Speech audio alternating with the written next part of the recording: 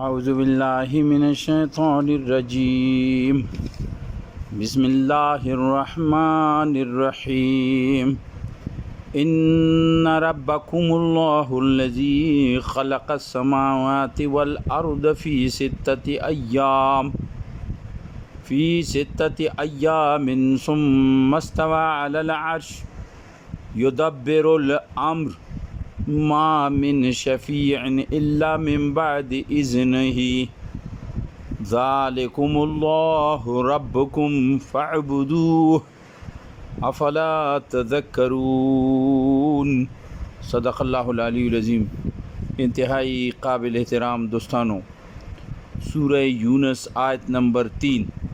مطالعہ مجنن کو انشاءاللہ. فرمائی ان ربکم الذی، حقیقت دادا چې د تاسو رب هغه الله دا، هغه خدای دا، الذی خلق السماوات والارض، چې هغه اسمانونه پیدا کړي دي، والارض او ځمکه پیدا کړي ده، فی ستة ایام شپږ ورځو کې، ثم استوى علی العرش، بیا په عرش عظیم باندې جلوگر شو، یدبر الامر، اور د کائنات ټول انتظام چلئی. دا د الله تعالی تعریف ته په د آیات کې تعارف ته یعنی پیژنګلی د چې رب کوم رب سره چې د تاسو واسطه ده د هغه شان څه ده. ان ربکم الله الذی، تاسو رب هغه ده.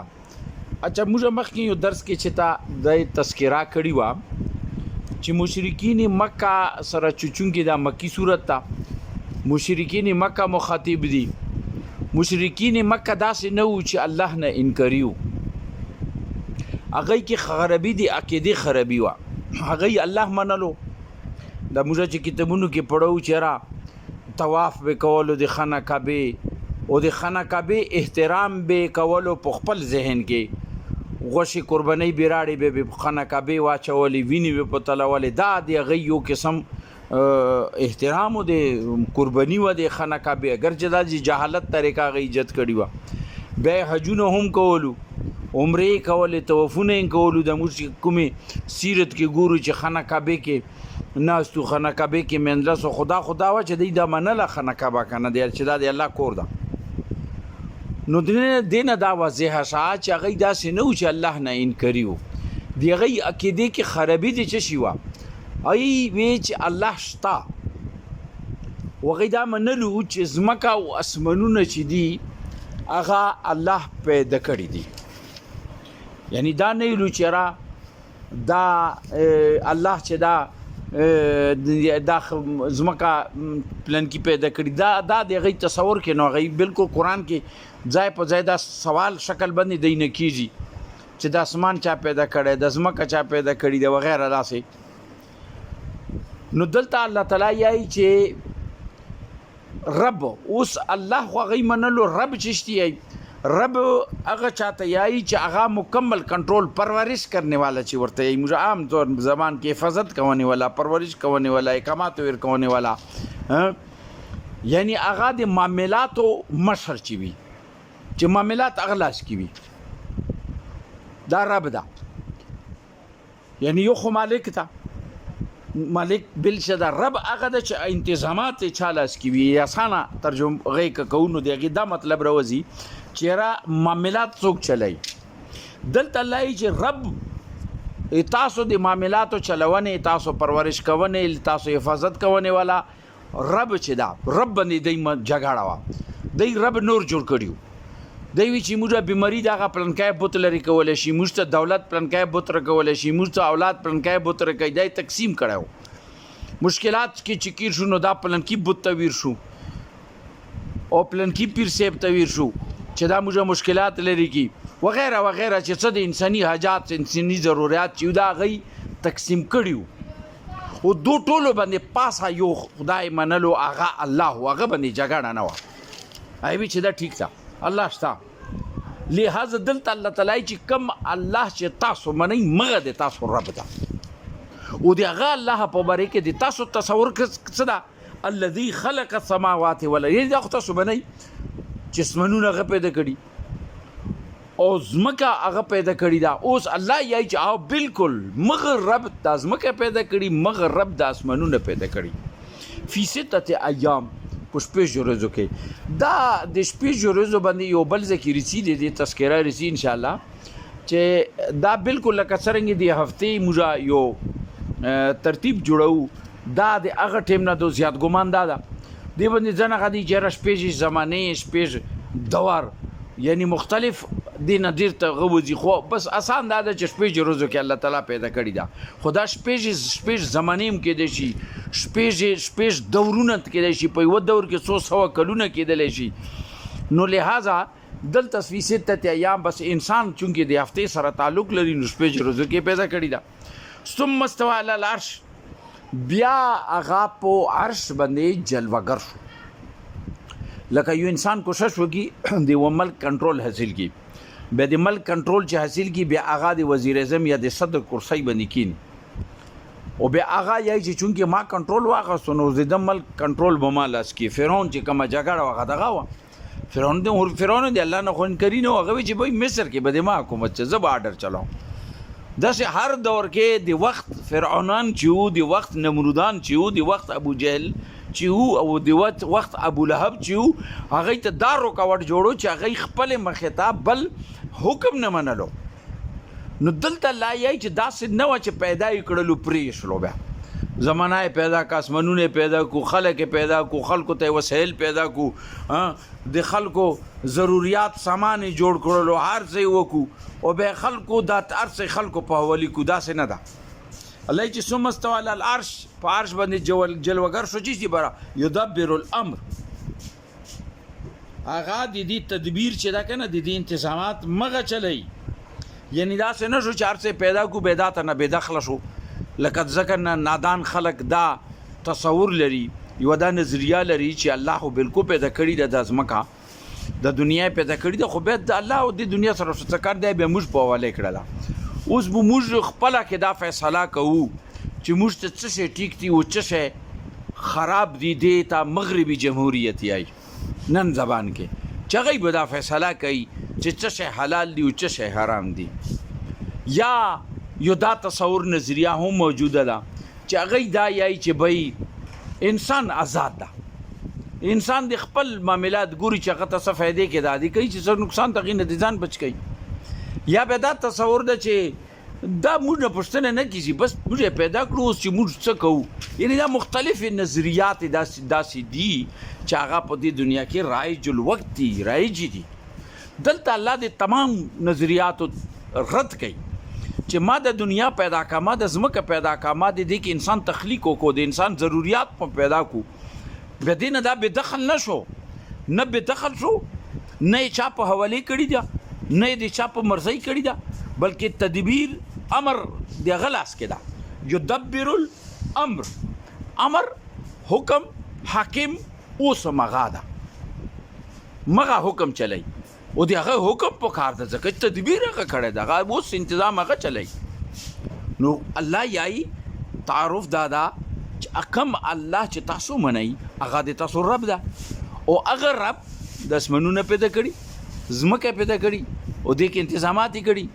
به وسایل پیدا کړي او دې تمام انتظامات چې د هغه په لاس کې دي ما من شفیع توک د غز کې سفارش نشي کوله چاته دا اختیار نشتا نه چاته دا حق شتا او نه څوک چا کې دا زور شتا چې هغه ته ودري چې هغه کومه فیصله کړي هغه بدله کی یا هغه مخې ته چا سفارش وکي سوال نه پیدا کیږي یا غزه کې بس د عرش استنی ونیسی او وی چې بس خو نه څنګه چې سو پرې د دام افکړې نه وي دا اختیاري چا سره نشتا دا چا سره هم نشتا چا سره نشتا الله بالکل الا ما من شفیع چا سره نشتا الا من بعد اذنه دغه د اجازت نه بغیر یعنی دا خو ته کولای شي چې دعا وکي الله ته دا خو هر انسان ته اختیار شته چې یا رب ما وسته سزا نه او د پلان کې وسته بل چې د پرم کوله شي دی خو حدیث کې شته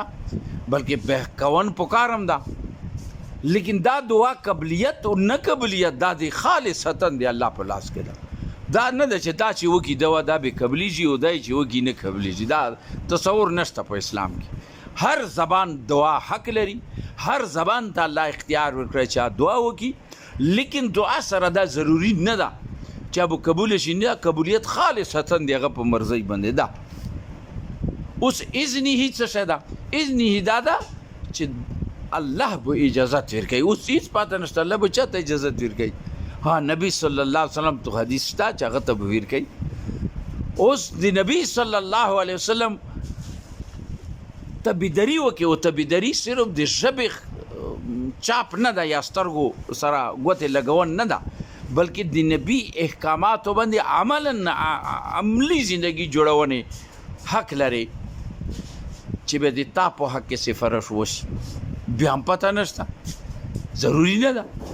مگر امکانات کېدای شي امید کېدای شي امید پکارنده لہذا دلته کې چې الله تعالی کوم ذکر کوي چې دا البته ځکه چاته اجازه ورکړي چې ته وکړه د سفارش نو هغه یو بل خبر ده بکی څوک خله نشي کولای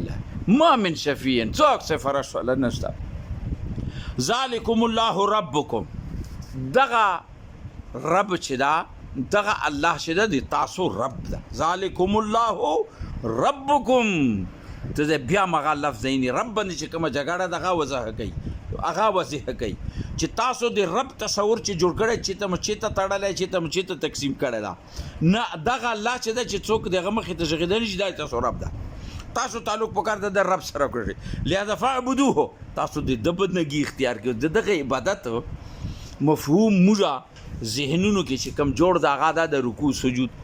دا د عبادت یوای ساده عبادت معنا یوای ساده پرستش چې کوم اردو کې ورته پرست دی پوجا پاٹ چې کوته ورګي او دویم د عبادت مفهوم دا غلامی او دریم د عبادت مفهوم دا اطاعت پرستش چې ته پوی چې هغه رب یک یو رب دا هغه پروردگار دا هغه د ازمکه او د اسمنونو خالق ته او د انسان د تمام تدبیر دی غلاس کې دا نو به تاسو دا پکار دی چې ته صرف هغه نه دعاګانې غواړي بل څه نه غواړي بل څه ته سار نه ټټه صرف هغه ته ټټ شي هغه ته سجده ریس شي دا د عبادت پهله معنا ده دا حق لري چې د عبادت تمام تصورات تمام طور طریقې چې د عبادت سره کمی طریقې دي دعا خستن سار ټټون بروسا کون امید لرن دا صرف هغه نه پکاته د عبادت دویم چې به تاسو دا پته ده چې هغه رب واحد مالک تا واقع بس یک یو مغادا چې تا مالک یو د هغه یو مالک غلام جوړ شه به نورو ملکانو غلامی مکوه نه دی هغه په مخ کې خپل ذات خود مختار یې نه بخبل انا استعمالای بس ته دغه غلام چې څنګه دل کوي تا انا تا مرزي تا خواهشات ټول دغه تبید هغه ته تسلیم کا دا د عبادت دویم تصور دا نه وو چا بل چې غلامی کوي نه ذهني نه عملی ذهنی طور باندې نه عملی په طور باندې نه چا بل چې غلامی بونه کوي دو دوړو سره به دریم مفهوم دا چې بیا هغه رب دا حق لري چې ته د هغه اطاعت وکړي د هغه خبره ومني د هغه په احکاماتو باندې عمل وکړي دا د رب نه د عبادت اعلی تصور ده پهلا تصور څه ده پوجا پاٹ مغه وکا رکوع سجود هغه تا کا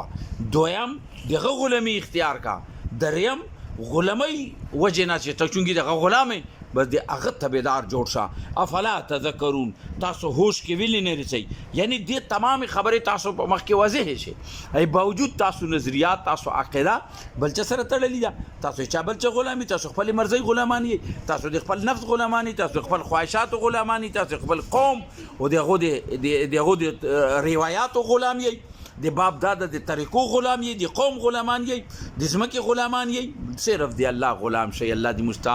دغه غلامی نصیب کی واخر دعوانا الحمد لله رب العالمین